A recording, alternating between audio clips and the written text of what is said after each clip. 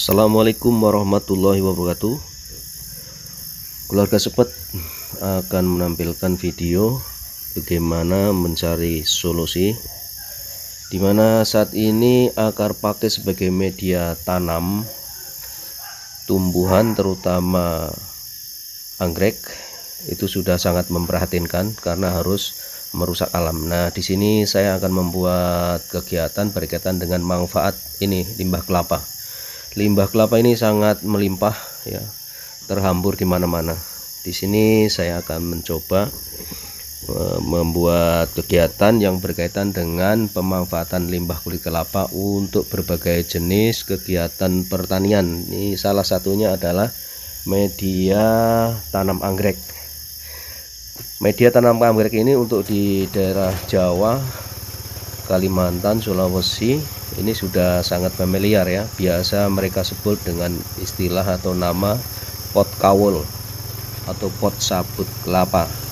Nah, ini saya menggunakan mesin sederhana ini untuk mengurai sabut kelapanya agar kita bisa memanfaatkan. Jadi sabut kelapa ini memiliki kandungan beberapa jenis sentimen ya. Yang pertama adalah koko fiber serat kasarnya, kemudian koko kristal, juga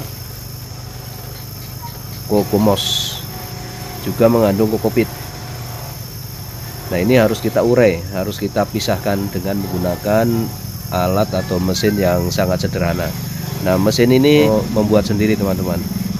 Ini mengadopsi dari mesin parut kelapa. Jadi pada dasarnya sistem kerjanya sama ya. Tujuannya adalah untuk mengurai. Nah, ini sudah cukup ya. Ini sebenarnya kerja sudah dari tadi dan ini saya butuh atau perlu untuk konten.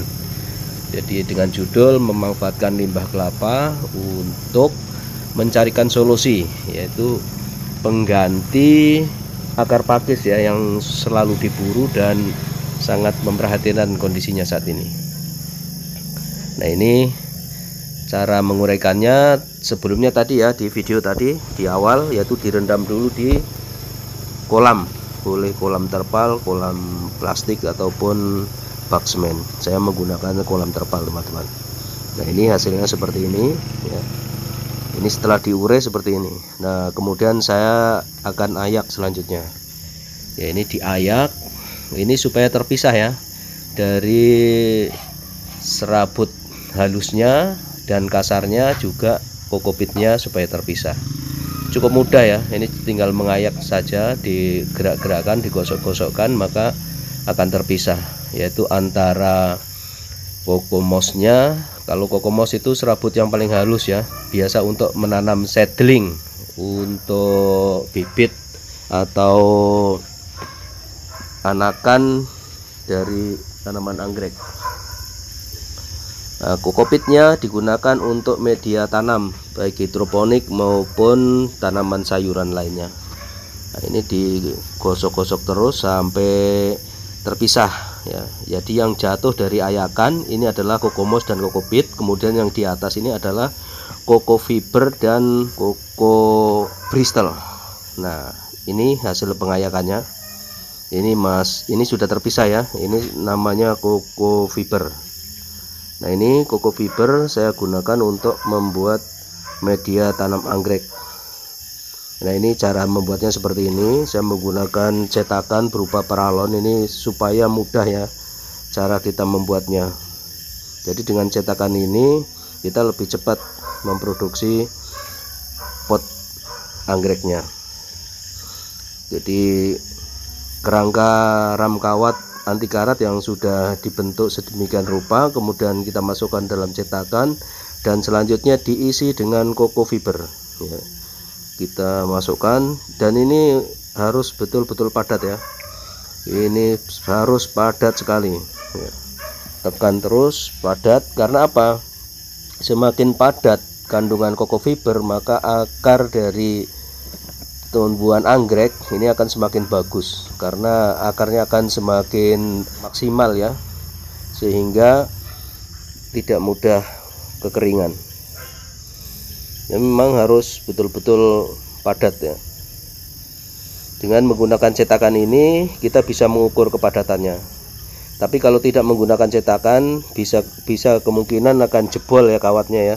Tapi dengan menggunakan cetakan kita bisa memaksimalkan kondisi ketebalan dan kepadatan dari koko fiber sebagai media tanamnya.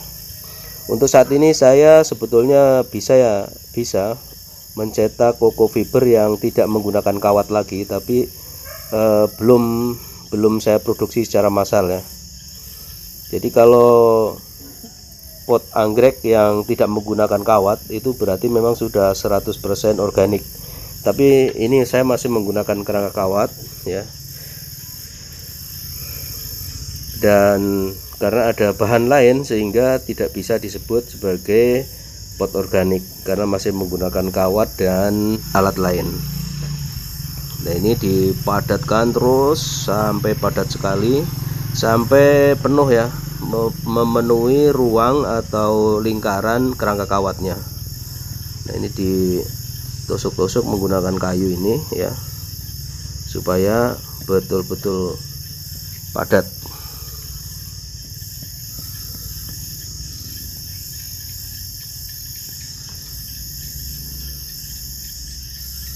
Cukup banyak ya, untuk satu buah pot ini bisa membutuhkan banyak serat dari koko fiber ini. Tapi saya senang ya, saya senang karena bisa mencarikan solusi untuk perlindungan hutan atau lingkungan hidup. Nah, ini kemudian setelah itu cabut sebagian karena ada sebagian yang harus kita gunting. Jadi 2 kolom itu harus kita gunting, 2 kolom ya. Nah, kita gunting untuk nanti ditekuk ya, untuk dilipat. Dengan dilipat, nah setelah digunting-gunting seluruhnya, yaitu melewati 2 kolom ya, ini nanti selanjutnya untuk dijahit. Nah, untuk menjahitnya menggunakan tali pancing,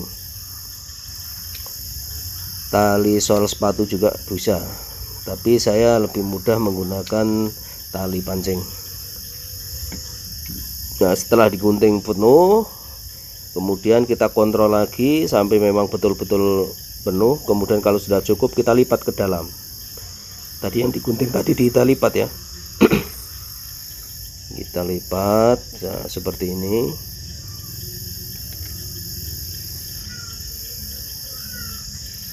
Nah, setelah rapi kita lipat semua yang digunting tadi, posisinya ke dalam. Nanti selanjutnya kita jahit. Nah, kita angkat ya, ini berarti sudah bisa kita angkat.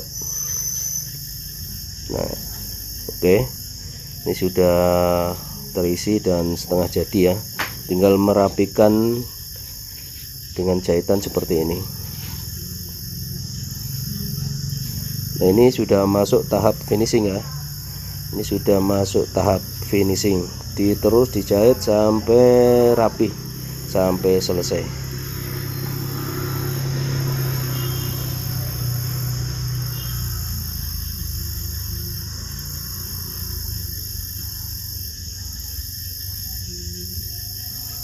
Nah, ini adalah salah satu hasil dan dari model-model yang kita buat, dari mulai ukuran yang besar sampai sedang dan juga ukuran yang kerucut. Oke, terima kasih, semoga bermanfaat dan menginspirasi.